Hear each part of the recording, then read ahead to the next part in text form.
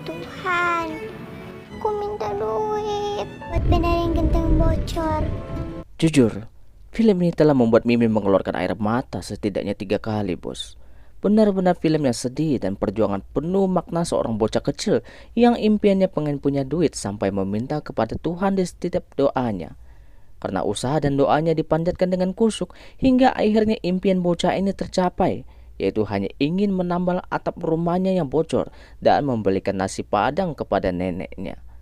Film ini disutradarai oleh Azhar Kinoy Lubis, dibintangi Anantia Kirana, Asrul Dahlan, Putri Ayudhya, dan Randy Krishna. Langsung saja ini dia filmnya. Tuhan, aku minta duit.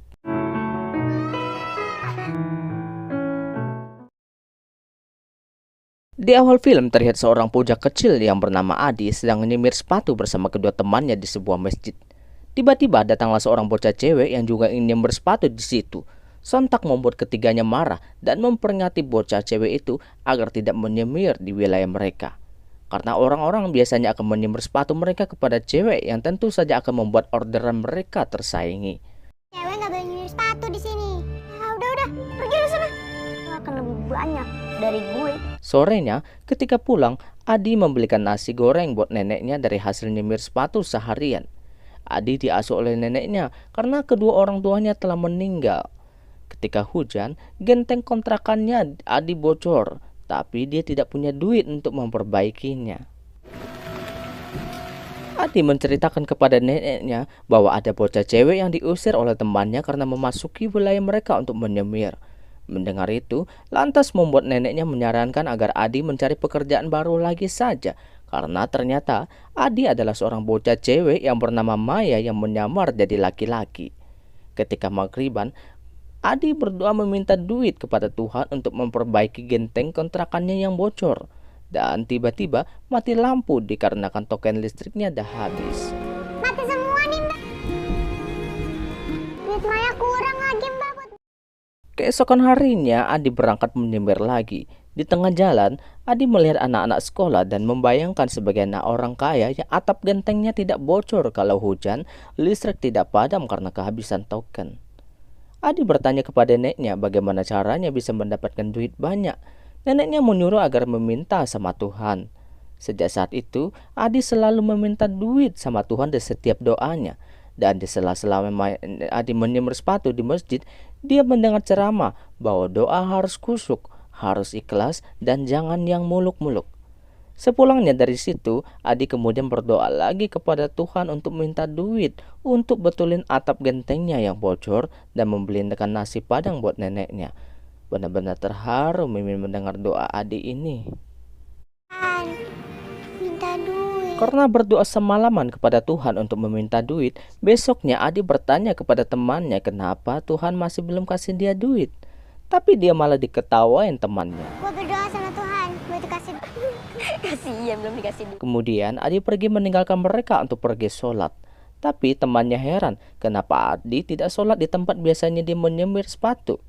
Karena penasaran, temannya pun pergi mencari masjid tempat Adi sholat. Ketika nyampe di sana, temannya tidak menemukan Adi karena yang sholat di dalam masjid ada seorang cewek yang ternyata itu adalah Adi. Untung teman Adi tidak tahu, kalau ketahuan bisa gawat nih. Di masjid. Setelah sholat, Adi bertanya kepada orang di masjid itu, bagaimana caranya agar doanya bisa dikabulkan. Orang itu mengatakan bahwa jika berdoa di masjid di Mekah di Arab, maka doanya bisa cepat dikabulkan. Adi malah tampak sedikit kecewa karena boro-boro bisa ke sana. Genteng atapnya yang bocor saja dia nggak punya duit untuk benerin. Kemudian temannya kembali ke masjid itu lagi untuk mencari Adi. Tapi orang di masjid itu mengatakan bahwa Adi adalah seorang cewek. Saat itu kedua temannya makin curiga kepada Adi. Kemudian Adi tanpa henti berdoa di setiap doanya meminta duit kepada Tuhan untuk benerin gentengnya yang bocor dan membelikan neneknya nasi padang pakai ayam bakar. Duit buat benerin atap bocor.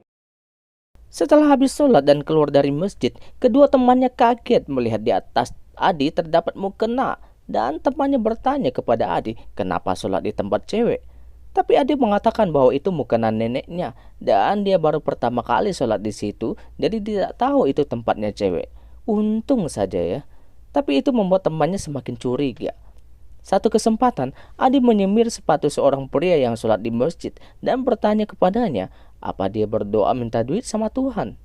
Sesampai di rumah, Adi kembali meminta duit kepada Tuhan buat tambal gentengnya yang bocor dan membelikan nasi padang buat neneknya. Benerin. Ketika pulang, Adi melihat neneknya terjatuh pingsan di dapur. Lantas Adi meminta bantuan kepada orang sekitar untuk membawa neneknya ke rumah sakit. Kemudian neneknya Adi dibawa ke rumah sakit dengan gerobak. Sungguh terharu melihatnya. Di rumah sakit Adi ditanya apakah neneknya punya BPJS. Tapi Adi bertanya balik, BPJS itu apa? Keesokan harinya kedua temannya Adi memberi sumbangan kepadanya untuk nambah bayar biaya rumah sakit neneknya. Setelah itu, Adi pergi sholat dan berdoa sambil menangis meminta duit kepada Tuhan. Tapi bukan buat nambal genteng, melainkan untuk membayar biaya rumah sakit neneknya. Momen ini benar-benar membuat air mata Mimin mengalir deras.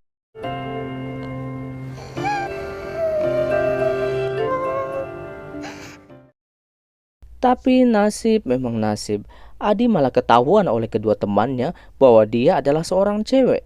Sontak membuat kedua temannya jadi marah dan meminta balik duit yang telah disumbangkan untuk neneknya itu.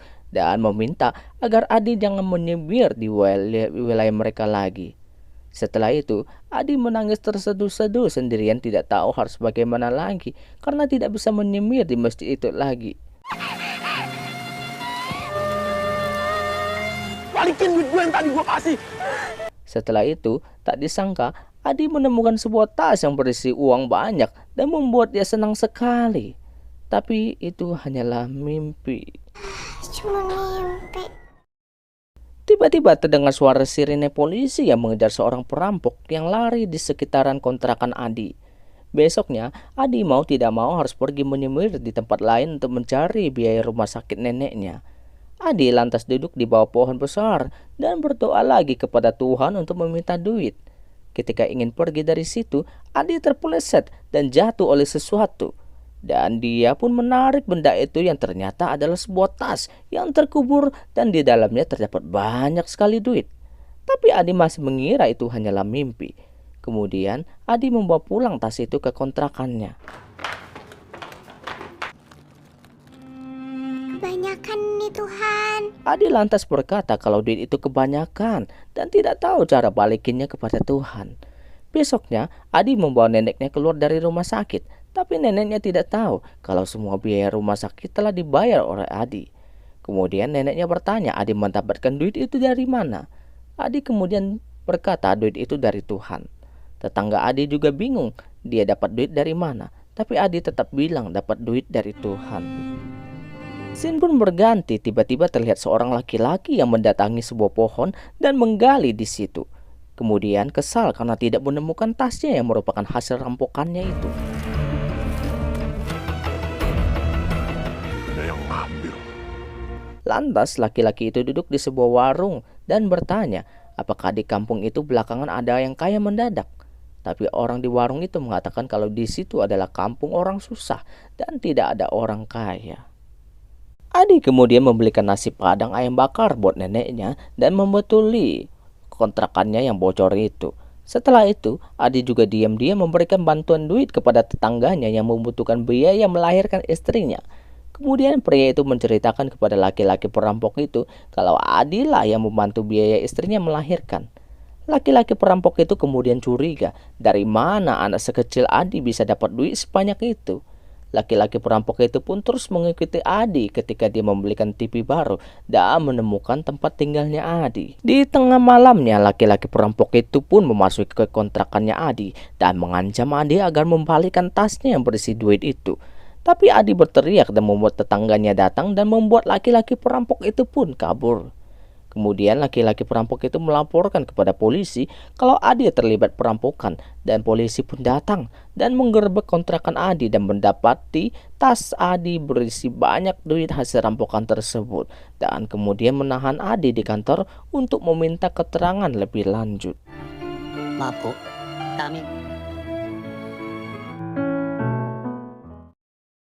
Berita Adi merampok juga didengar oleh kedua temannya yang dulu sebagai tukang semir. Temannya Adi itu kemudian mengatakan kepada pria yang dulu sepatunya pernah disemir oleh Adi kalau Adi itu adalah cewek dan dia terlibat perampokan. Mendengar itu, pria yang sebagai pengacara pun langsung ke kantor polisi dan membela Adi karena dia yakin Adi tidak bersalah. Pria tersebut kemudian mencari info dan bukti di kampungnya Adi dengan meminta keterangan warga setempat dan mendapati bahwa sebelumnya ada kejadian perampokan di kampung itu. Dan ada seorang laki-laki yang sering bertanya kepada warga kampung itu apakah ada orang yang tiba-tiba kaya di kampung itu. Dan warga kemudian memberikan foto laki-laki itu. Dan dari hasil investigasinya itu, dia memberikan catatan dan foto pria perampok itu kepada polisi. Dan polisi menyatakan bahwa pria perampok itu adalah daftar DPO-nya mereka. Dan polisi kemudian menjebak laki-laki perampok itu untuk masuk ke kontrakannya Adi dan langsung digerebek di situ. Setelah itu, Adi dinyatakan tidak bersalah dan dibebaskan. Kemudian pria yang membantu Adi itu meminta agar mendoakan anaknya yang sedang sakit biar cepat sembuh. Kemudian datanglah seorang bapak-bapak yang merupakan pemilik uang tersebut. Adi mengatakan bahwa dia sementara tidak bisa mengganti uang yang telah dipakai. Tapi bapak itu mengatakan bahwa Adi tidak usah menggantinya, malah memberi sebagian uang kepada Adi. Adi lantas menanyakan uang itu dari mana. Bapak itu mengatakan duit itu dari Tuhan dan film pun berakhir. Makanya kalau dari Tuhan